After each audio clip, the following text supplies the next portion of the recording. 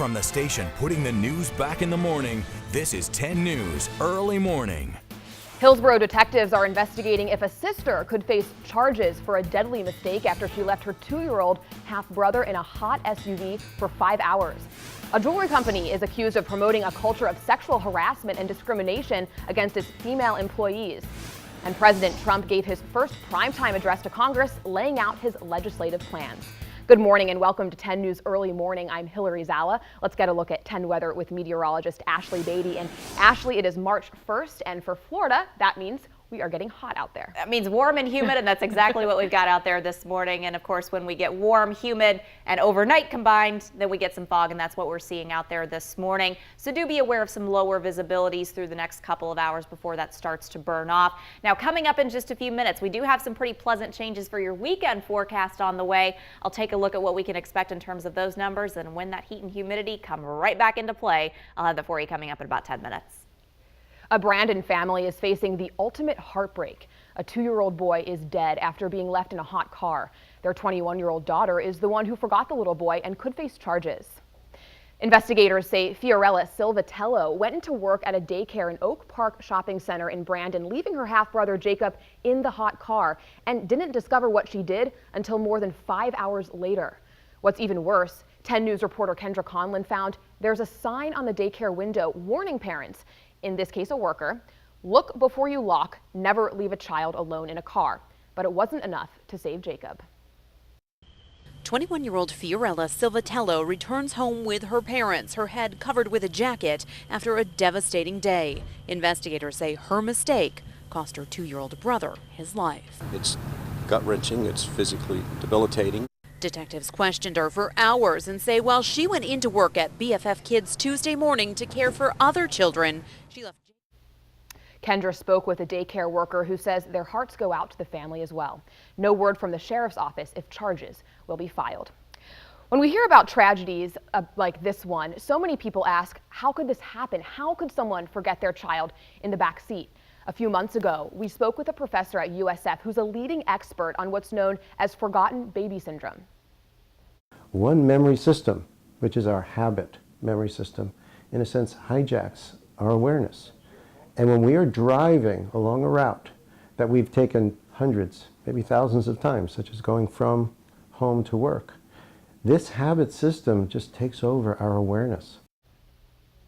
Professor Diamond also says most of the time, forgotten baby syndrome corresponds with a change in the normal routine, although we do not know if that was the case in yesterday's tragedy. But there are steps you can take to make sure this doesn't happen. 2 Tampa dads created life-saving technology you can add to your car. It alerts you, your phone, and your emergency contacts if a child is left in the car. Head to WTSP.com or the 10 News app to see how it works. Your earnings, necklace, that diamond ring. Where do they come from? Well, today there are widespread allegations of sexual misconduct against some of the most popular jewelry stores in the country. Jared's, Kay, and Zales, all under the parent company Signet Jewelers. 10 News reporter Courtney Robinson explains 250 women and men claim that female employees were groped, demeaned, and pressured for sex, saying the company fostered a culture of sexual misconduct. I was forcefully kissed and touched in ways that I didn't want to be. Kristen Henry was 22, a rising manager within this Kay Jewelers near Orlando. She says at a conference, a male superior, her mentor, followed her into her hotel room and took advantage. You feel like the company does point out that none of the women involved in this class action has filed any legal claim or sexual harassment. Donald Trump gave his first primetime address to Congress, laying out his legislative plans. The president admitted he's been a mediocre messenger leading up to last night, and this was a chance for him to clarify his agenda and get lawmakers on board. Weijia Zhang has more from Capitol Hill. The President of the United States. President Trump touted the accomplishments of his first 40 days in office. We have undertaken a historic effort to massively reduce job-crushing regulations. And then got down to his domestic agenda in a prime. Senate Majority Leader Mitch McConnell has called all Republican senators to a meeting Wednesday to focus on the repeal and replacement of the Affordable Care Act. Domestic violence accounts for close to a quarter of all homicides in Florida. Just last week, 2 middle school educators in Brandon were victims. 10 News reporter Jonathan Petramala reached out to experts who say people that might be experiencing violence in their own home need to come up with a safety plan, much like they would for a disaster. Across America, according to statistics, 3 women are mourned every day after being killed by domestic violence. On Friday, 2 of those women were killed together in Brandon. When you fall in love, you're not falling in love with an abuser. Pat Riley Sanderson is an adult advocate for Community Action Stops Abuse. She's never met Lisa Fullaret. The first step is finding help from domestic violence shelters like CASA in St. Petersburg.